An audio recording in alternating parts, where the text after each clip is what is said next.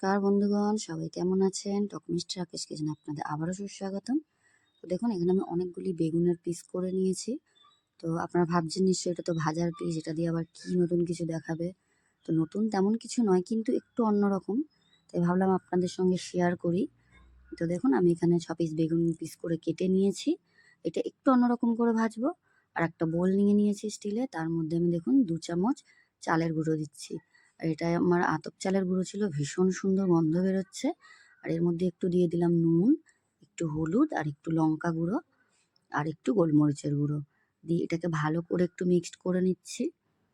এবার আমি দেখুন বেগুনগুলোকে হালকা একটু ম্যারিনেট করে রাখবো, সামান্য একটু নুন আর একটু হলুদ আর একটু চিনি দিয়ে। একবার আপনারা কিন্তু এইভাবে অতি অবশ্যই ট্রাই করে দেখবেন।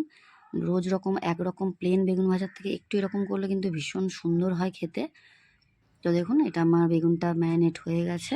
তো এবার আমি যে চালের গুঁড়ো ম্যারিনেশনটা করব, দেখুন চালের গুঁড়োটা দিয়ে তার মধ্যে সব কিছু যে দেওয়া ছিল সেটাকে আমি এবার অল্প অল্প জল দিয়ে এটাকে মিক্সড করব। খুব বেশি কিন্তু একবারেই দেবো না, তাহলে কিন্তু খুব পাতলা হয়ে যাবে। আর দেখুন, এটা কিন্তু অল্প অল্প করে করছি। তো আপনারা আপনাদের পরিমাণ মতো কিন্তু অতি অবশ্যই একটু কম বেশি করে নেবেন। তো এতটা দিলেই হয়। আর দেখুন, রোজ কিন্তু বেগুন নিয়েও ভালো লাগে না একবারে। এটা কিন্তু খুব কম তেলও লাগে আর ভীষণ সুন্দর লাগে।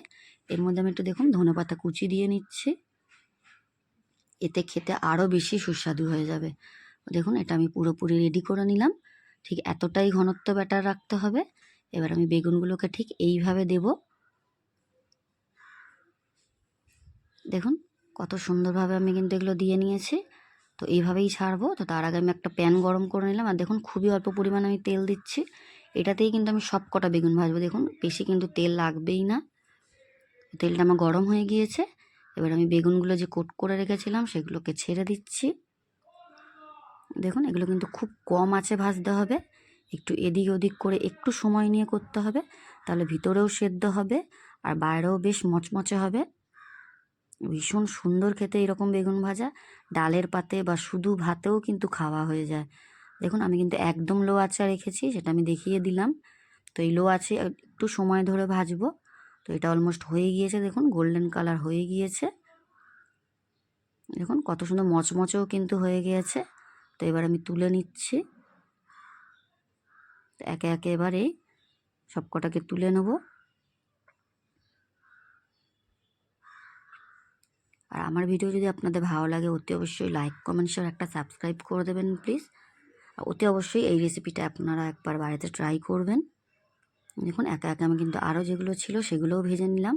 দেখুন, ওই তেলেই কিন্তু আমার ভাজা হয়ে গিয়েছে, খুব বেশি তেল কিন্তু লাগেনি। আর এদিকে আমার বেগুনটা ভাজা হয়ে গিয়েছে। আর একটু ব্যাটার ছিল, তাই ব্যাটারটাকে ফেলে দেবো না। তো একটা আলুকে আমি একটু মোটা মোটা করে কেটে দিয়ে নিচ্ছি, একটু ফ্রেঞ্চ ফ্রাইসের মতন করে নেবো। এইটা আমার মেয়ে খেতে ভীষণ ভালোবাসে।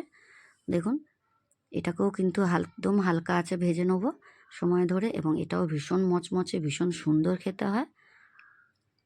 তো ওর সাথে আমার আলুটাও ফ্রাই হয়ে গেল। তো আলুটাও এবার তুলে নিয়েছে। দেখুন, এগুলো ভাজার পরেও কিন্তু তেল রয়ে গেছে, তাহলে ভাবুন কতটা তেল টেনেছে। আর যদি আমি শুধু তেল ভাজতাম বেগুন, তাহলে কিন্তু হতো না। তো যাই হোক, আমার রেসিপি কেমন লেগেছে অতি অবশ্যই আপনারা জানাবেন। দেখা হবে পরবর্তী ভিডিওতে। টাটা।